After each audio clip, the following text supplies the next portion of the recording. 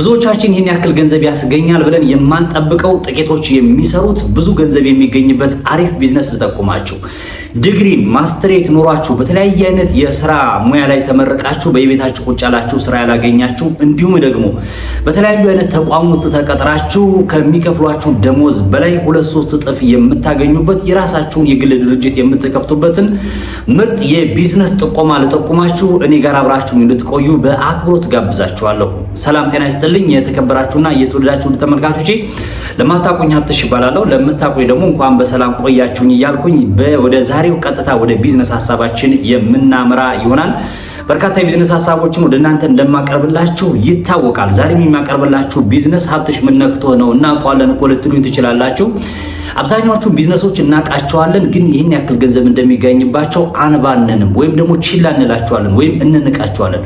እስኪ ዛሬ የምንንቀው ወይም ደግሞ ያልባንንበትን የስራ ዘርፍ ስጠቁማችሁ የተከበራችሁና የተወደዳችሁ ውድ ተመልካቾቼ እስኪ በጣም የሚገኝበት ነው፣ ትርፋማ ነው። በዚህ የስራ ዘርፍ ላይ የተሰማሩ ሰዎች በምንም አይነት መንገድ ዝቅተኛ ኑሮ ሲኖሩ አትመለከቱም፣ ወይም ደግሞ ያስቀናሉ። ጠጋ ብላችሁ ብትመለከቷቸው በአጭር ደቂቃ ውስጥ በቅርብ ደቂቃ ውስጥ በጣም ብዙ ብሮችን ሲሰሩ ትመለከታላችሁ። ስራው ምንድነው? ሰስፔንስ አደረኳችሁ አይደለ? የስራ ዘርፉ በነገራችን ላይ ጥገና ይባላል። የተከበራችሁና የተወደዳችሁ ውድ ተመልካቾቼ በተለይ ሴት የሚሆን ወንድ እህት ወንድሞቻችሁ በየቤታቸው ቁጭ ብለው ያሉ ካሉ እህታችን ወንድማችን ስራ የላቸውም ብላችሁ የምትጨነቁ እናንተ ስራ ኖሯችሁ ማለት ነው። አሊያም ደግሞ እናንተም ስራ ባይኖራችሁ ራሱ በዚህ ስራ ዘርፍ ላይ ብትሰማሩ እስቲ ሲስተሙ ልንገራችሁ፣ ቀላል እንደሆነ ልንገራችሁና የሚገኝበትን ገንዘብ እንደ ምሳሌ ልንገራችሁና እናንተም ወደዚህ የስራ ዘርፍ ላይ እንድትሰማሩ አሁንም በአክብሮት ጠይቃችኋለሁ። እንግዲህ የስራ ዘርፉ ጥገና ነው ብያችኋለሁ። ጥገና ሲባል በርካታ የጥገና ስራዎች አሉ።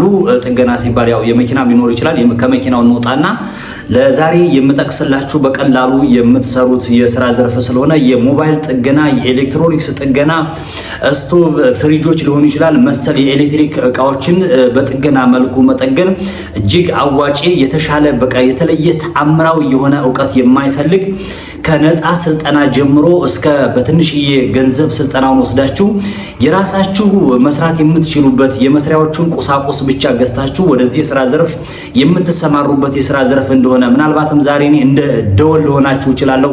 አይናችሁ ሊገለጥ ይገባል። ጭንቅላታችሁን ብሩህ ካደረጋችሁት እጅግ በጣም አዋጪ ነው።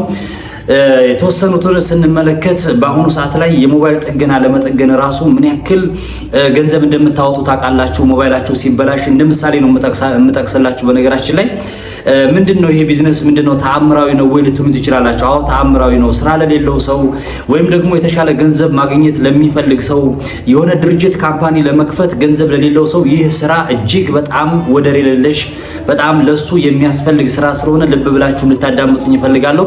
እህት ካላችሁ ወንድም ካላችሁ ስራ ያጡ በዚህ የስራ ዘርፍ ላይ እንዲሰማሩ ስልጠናውን እንዲያገኙ ብታደርጓቸው ነገ ለእናንተም እገዛ ያደርጉላችኋል። ለቤተሰብም ከሆነ ደግሞ የተሻለ ቦታ ማድረስ ይችላሉ ማለት ነው።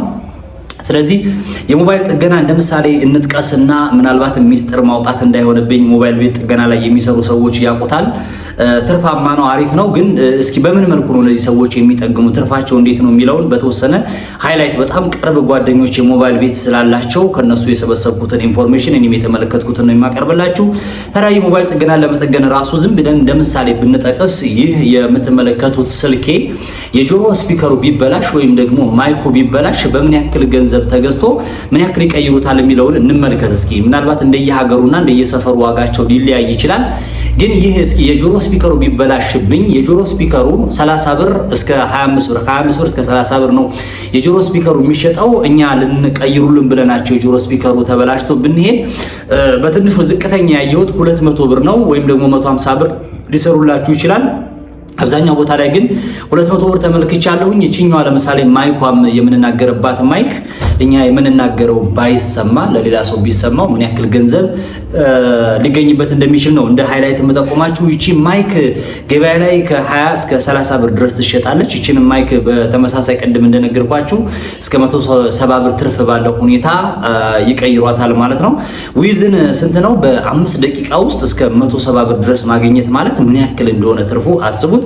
እዛ በተረፈ ስክሪኑ ቢበላሽ ለምሳሌ ይሄንን ስልክ በምን ያክል ይቀይሩታል ብለን በየቦታው ስትሄዱ ስትመለከቱ አይታችሁ ከሆነ ይሄ ስክሪን ሞባይል ቢበላሽ በትንሹ ከ2500 እስከ 3000 ብር ድረስ ያስከፍለኛል። ይሄንን ስክሪን ተበላሽቶብኝ ላስቀይር ብሄድ ማለት ነው። ይሄንን ስክሪን ስንት ይገዙታል እነሱ ብላችሁ ብታስቡ ከአክሰሰሪ ቤት ወይም ደግሞ ይሄ ሞባይል ስክሪኑን አምጥተው ለመቀየር ከ1500 ብር ከ1000 እስከ 1500 ብር ነው የተመለከትኩት። የተለያየ አይነት ስክሪን ሊኖረው ይችላል። በእርግጥ የ600 የ700 ብር ሊገጥሙላችሁ ይችላሉ። ሎካል የሚባል አለ፣ ኦሪጂናል የሚባል አለ። ዞሮ ዞሮ እንደ ከስተመሩ ወይም ደግሞ እንደ እኔ ፍላጎት ይወሰናል። 600 700 ብር ስክሪኑ የመጣውን ስክሪን 2000 ብር ይቀይሩት ይችላሉ። 700 ብር ከመጣ 1300 ብር በአንድ ስክሪን ላይ ትርፋላችሁ ማለት ነው። እንዲሁም ደግሞ በተጨማሪ የቀደም እንዳልኳችሁ የ1500ውን ስክሪን ኦሪጂናል ስክሪን አምጥተው ከሆነ የሚቀይሩት እንደየስልኩ ስክሪን ይለያያል። በነገራችን ላይ የሚቀንስ ሊኖር ይችላል፣ የሚጨምር ሊኖር ይችላል።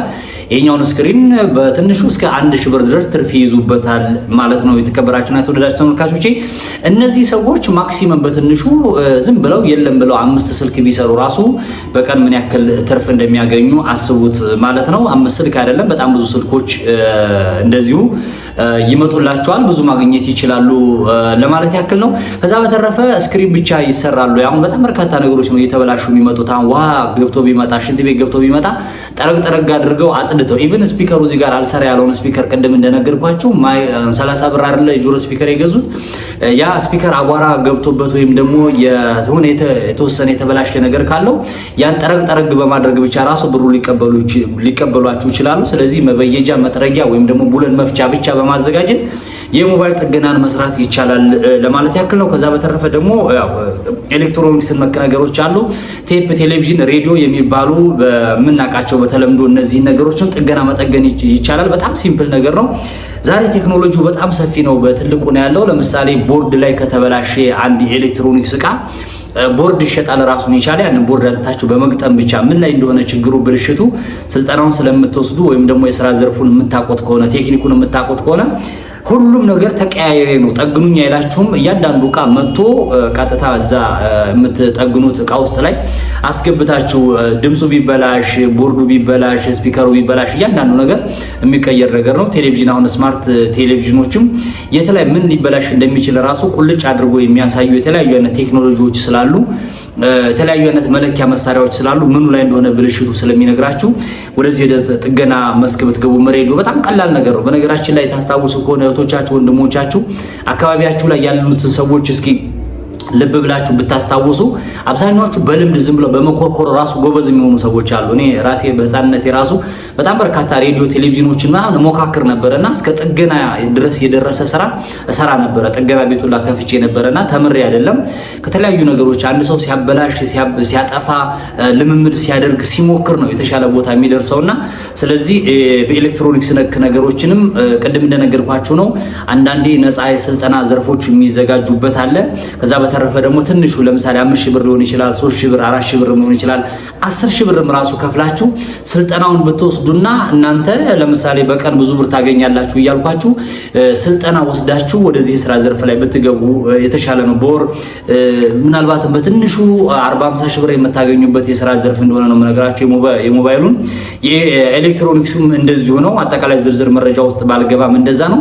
ከዛ ሌላኛውን ጥገና ደግሞ እንመልከት። የስቶቭና ይሄ ምድጃ የሚባሉ ኤሌክትሪክ ነክ ነገሮችን ለቤት ፍጆታ የምንጠቀማቸው የተለያዩ አይነት ነገሮችን ማሞቂያ ወይም ደግሞ መጋገሪያ ነገሮች ሊሆኑ ይችላሉ። እነዚህ ነገሮች ጥገና መጠገን ብዙ ጊዜ እነዚህ የሚበላሹት አሁን ኤሌክትሪክ ነክ ነገራቸው ሽቧቸው ነውና ሽቦ በመቀጠል ሽቦን በማስተካከል ብቻ ስቶቭን ራሱ አንድ 40 ብር ወይም 50 ብር የሚሸጥ የኤሌክትሪክ ሽቦ የምንድነው ስሙ የስቶቭ ሽቦ ስትሄዱ 300 400 ብር ነው የምትባሉት እዩዋቸው። ወይም ደግሞ ከፈለጋችሁ እንቀንሰው 200 ብር ብላችሁ አስቡትና አንድ ስቶቭ ቢበላሽ 40 ብር ወይም 50 ብር የሚገዛውን ሽቦ እዛ ውስጥ ላይ አያይዘው ሊሰጧችሁ 200 ብር ይቀበሏችኋል። 40 ብር የሚሸጠው ምን ያክል ያገኙበታል ማለት ነው? ወደ 160 ብር አካባቢ ትርፋለው ማለት ነው። በቀን 15 20 ምድጃ ሊመጣ ይችላል፣ ምጣድ ሊመጣ ይችላል። እንደየሁሉም የሥራ ዘርፍ ላይ ሶኬቱ ወይ ደግሞ ብሬከሩ ተበላሽቶ ሊሆን ይችላል። ብሬከሩን በመቀየር ራሱ ገንዘብ ታገኛላችሁ። ስለዚህ በጣም ሲምፕል የሆነ ስራ ነው፣ ቀላል ነውና ቤታችሁ ቁጭ ያላችሁ ሰዎች ምን ይመስላችኋል? እንዲህ አይነቱን የሥራ ዘርፍ ብትቀላቀሉት ሙያችሁን ጭንቅላታችሁን ብቻ ካፒታል የማይፈልግ ስራ ስለሆነ ይሄን ብትጠቀሙበት። ሌሎች በጣም ብዙ ነገሮች አሉ። ብዙ ፕሮሰስ አያስፈልግም። ይሄ ስራ ቀጥታ ስልጠናውን በመውሰድ ወይም ሙያውን በመልበድ ብቻ ወደዚህ የስራ ዘርፍ ብትገቡበት የተቻለ ነው። በጣም ብዙ እህት ወንድሞቼ በወቅቱ ስለምጠይቁኝ ነው ለወንድሜ ስራ ፈልግለት፣ ለእህቴ ስራ ፈልግላት የምትሉ ሰዎች ዙሪያችሁን ተመልከቱ። በሙያችሁ ብቻ የምትሰሯቸው ይሄ ተቀጥራችሁ ደግሞ ከእጅ ወዳፍ የሆነ የመንግስት ቅጥር ሊሆን ይችላል፣ የግል ድርጅት ቅጥር ሊሆን ይችላል። እዛ ላይ ተቀጥራችሁ የምትሰሩ ሰዎች ብሩ ያን ያክል ላይበቃችሁ ይችላል። ነገ ኑሯችሁን ለማሻሻል ቤት ኪራይ ራሱ ከቨር ለማድረግ ምንም አይሸፍንላችሁም፣ የታወቀ ነውና ግን የራሳችሁ አሁን ቀደም እንዳልኳችሁ ነው የጥገና ስቶቭም ስራ ይሁን የተለያዩ የኤሌክትሮኒክስ ስራዎችን መስራት ፈልጋችሁ ቤት ኪራይ የለኝም ወይም ደግሞ ድርጅት መክፈት ያስፈልጋል ብላችሁ እንዳትጠይቁኝ። ይሄኛው የስራ ዘርፍ ሙያና ሙያችሁ ብቻ ነው የሚፈልገው። አንደኛ ቤቱን ተከራይተው የሚሰሩ ሌሎች የስራ ዘርፍ ላይ የተሰማሩ ሰዎች ካሉ አብራችሁ መስራት ይቻላል። ለምሳሌ የሞባይል መሸጫ ሱቅ ወይም አክሰሰሪ ሱቅ የከፈተ ሰው ካለ ከሱ ጋር የተወሰነ ኪራይ በመክፈል አላያም ደግሞ ሼር አድርጋችሁ የሞባይል ቤት ያላችሁ ሰዎች ጋር መስራት ትችላላችሁ። በቅርበት የማውቃቸው ሰዎች አሉ 5,000 ብር 10,000 ብር ይደርስባቸው ይችላል ኪራይ እነሱ ወይም ደግሞ 20,000 ብር የሚደርስባቸው የተሻለ ትርፍ የተሻለ ገንዘብ አለው ማለት ነው። አይን የሆነ ቦታ ላይ ማግኘት ይችላሉ። ኤሌክትሮኒክስም እንደዛው። ከዛ በተረፈ ደግሞ የኦንላይን ስራ መስራት ይቻላል። ዛሬ ቴክኖሎጂው እንደምትመለከቱት ነው። ዘመኑ የግሎባላይዜሽን ነውና የሶሻል ሚዲያ ዘመን ነው። እናንተ መስራት እንደምትችሉ ሙያችሁን ቲክቶክ ላይ ሊሆን ይችላል፣ ፌስቡክ ላይ፣ ዩቲዩብ ላይ ስራችሁን ፖስት በማድረግ ለሰዎች በመንገር ማውዝ ቱ ማውዝ የሚባል ፕሮሞሽን አለ። ዛሬ እኔ ቤት መታችሁ ስቶቪን ከሰራችሁልኝ ነገ እዛኛው ጎረቤት ላይ ስቶቫቸው ሲበላሽ እንዲሰሩላቸው እንዲሰራላቸው እዚህኛው ያየ ሰውዬ ወይም እዚህኛው ያሰራ ሰውዬ ነገ ይነግርላችኋል። ከዛ ደንበኛችሁ ነው። እያንዳንዱ በተበላሸ ቁጥር ነገ ከነገ ወዲያ እናንተን የሚጠራችሁ። ከዛ በተረፈ ማስታወቂያዎችን ወይም በራሪ ትንንሽ ወረቀቶችን በየቦታው በየሰፈር ላይ መለጠፍ ትችላላችሁ። በጣም ፈላጊና ተፈላጊ አይገናኝም ብዙ ጊዜና እዛ እንዲያገኟችሁ የራሱ በየቦታው አንዳንድ ማስታወቂያዎችን በተለያየ አይነት የስራ ዘርፍ ላይ ለጥፌ ያገኘኋቸው ስራዎች አሉ በጣም ብዙ። ለምሳሌ በዚህ በጋርደን ስራ፣ በመናፈሻ ስራ ላይ፣ በአበባ መንከባከብ ስራ ላይ አንዳንድ ጊዜ የሰፈር መታጠፊያ ቦታዎችና አንዳንድ ቦታዎች ላይ ማስታወቂያ ለጥፍ ነበረ፣ ባነር ወይም ደግሞ ትንንሽ ወረቀቶችና እነዛ ሰዎች እዚህ ቦታ አግኝተን ነው ብለው ይደውሉልኝ ነበረ። ቢዝነስ ካርድ የምሰጣቸው ሰዎች ነበሩ። አንዳንድ አካባቢ ላይ ሄጄ ፎቆች ቤቶች ሲሰሩ ቢዝነስ ካርድ እንሰጣቸው ነበረ። ኔክስት ምናልባት አበባ ወይም ደግሞ የጋርደን ስራ የሚያስፈልጋችሁ ከሆነ ብዬ ስልክ ሰጣቸው ነበረ። ለመስራት እስከሆነ ድረስ ዝቅ ብለን ለማግኘት ደግሞ እስከሆነ ድረስ ደግሞ ብንዞርም ብንደክምም የመጀመሪያ ቻሌንጅ አለው ወይ? አዎ ቻሌንጅ አለው። ኔክስት ግን ሰክሰስፉል ራሳችሁ የጥገና ማዕከል መክፈት የምትችሉበት ዛሬ ተቀጥራችሁ የምትሰሩበት የሞባይል ጥገና ቤት ውስጥ ነገ ምን መሆን ትችላላችሁ ማለት ነው። ራሳችሁ ሞባይል ቤቱን ከፍታችሁ ራሳችሁ ደግሞ እዛው እየጠገናችሁ፣ ወይ ወንድ ከሆንክ ባለቤትህ ሞባይሉን እየሸጠች፣ ሴት ከሆንሽ ደግሞ ሴቷ እየጠገነች ወንዱ ሞባይል ቤቱን የምትሰራበትን ሁኔታ መፍጠር ይቻላል። ኤሌክትሮኒክስም እንደዛው ቅድም እንደነገርኳችሁ ምድጃ፣ ስቶቮች፣ እንደዚህ የምጣድ ነገሮችን ሌሎችም የኤሌክትሪክ ስራዎችን ማለት ይቻላል። በዚሁ ጋር በተገናኘ ኤሌክትሪክ ስራዎችን የምትሰሩ ከሆነ በየአካባቢው የተበላሹ ኤሌክትሪኮች ካሉ የቤት ኤሌክትሪክ ሊሆን ይችላል፣ የድርጅት የተለያዩ ነገሮችን መስመር ዝርጋታ ላይ መዘርጋት ይቻላል። ጥገና አብረን ብናያይዘው የቧንቧ ስራን መስራት ትችላላችሁ። በጣም ሲምፕል ስለሆነ ነው። ቧንቧ ስራም ቀላል ነው። በትንሹ 1500 ብር ገዝታችሁ ማሞቂያ ገዝታችሁ የቧንቧ ስራን መስራት የምትችሉበት ሁኔታ ይኖራል። በቀጣይ ምናልባትም እንደዚህ ከጉልበት ስራ ጋር ወይም ደግሞ በሙያ ነክ ብቻ የሚሰሩ ስራዎች ካሉ በቀጣይ በተጨማሪ ይዤላችሁ እመጣለሁ። ዛሬ እንዳላረዝምባችሁ ነው።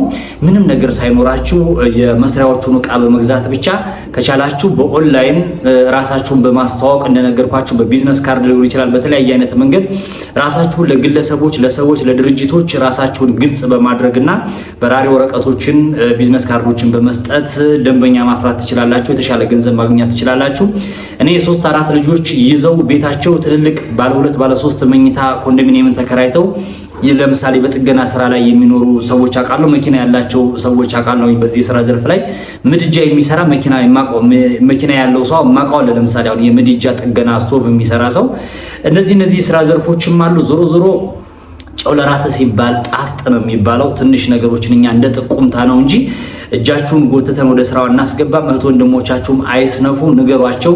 በጣም ብዙ የስራ አማራጮች እንዳለ ንገሯቸው። ቁጭ ብሎ መጠበቅ ምንም ትርጉም የለውም። እየሰሩ ነገ የራስን የመሰለ ነገር የለም፣ የራስን የመሰለ ድርጅት የለም። ማንም የሚያዝህ የለም። በፈለከው ሰዓት ትገባለህ፣ በፈለከው ሰዓት ትወጣለህ። ተቀጥረህ ስትሰራ ግን መኪና ቢያምርህ በመኪና ተሳፍሮ ለመሄድ ራሱ ይከብዳል። የራሴ ግል ድርጅት ሲኖርህ ግን ከመኪና ከትራንስፖርት አልፈህ መኪና ትራንስፖርት መጠቀም አይደለም ነገ መኪና ራስህ የምትገዛበት ሲስተም እንዳለ ማመን መቻል አለብህ። የራስን የመሰለ የለም። ድክ ማለት ባላችሁ ነገር መስራት ይቻላል ልላችሁ ፈልጋለሁ። የተከበራችሁና የተወደዳችሁ ውድ ተመልካቾቼ በስተመጨረሻ የምላችሁ ነገር ይህንን የዩቲዩብ ቻናል የተለያዩ በርካታ የቢዝነስ ሀሳቦችን የማቀርብበት ስለሆነ ይህንን ቻናል ሰብስክራይብ ብታደርጉት ባይጠቅማችሁ አይጎዳችሁምና ሰብስክራይብ አድርጉት። እንዲሁም ደግሞ ቪዲዮውን ላይክ አድርጋችሁ ካልጀመራችሁ መጀመሪያ አሁን ላይክ አድርጋችሁ ትውጡ። ለሌላም ሰው ደግሞ ሼር አድርጉት። ሼር አድርጋችሁ ኮፒ የሚላለ ኮፒ ሊንክ ስታደርጉት ለሌሎች ሰዎች ይደርሳል። ኮሜንት ላይ የተለያየ አይነት አስተያየት ካላችሁ ለሁላችሁም ለጻፋችሁት ኮሜንት እዛው ላይ ስለመመልስላችሁ የተሰማችሁ ካለ ወይም ደግሞ ባስተካክል ብላችሁ የምታስቡት ካለ እንዳቀርብላችሁ የምትፈልጉት የቢዝነስ ሐሳብ ካለ ከስር ኮሜንት ቦታ ላይ አስቀምጡልኝ። ያላችሁበት ሰላማችሁ ይብዛ። በምትሰሩበት የሥራ መስክ ላይ ጠንክራችሁ በርትታችሁ ስሩ። ስራን አታማርጡ፣ ዝቅ ብላችሁ ስሩ ልላችሁ ፈልጋለሁ። ለዛሬ ነበርኝ ይህንን ይመስል ነበረ። በያላችሁበት የዓለም ዳርቻ ሰላማችሁ ይብዛ።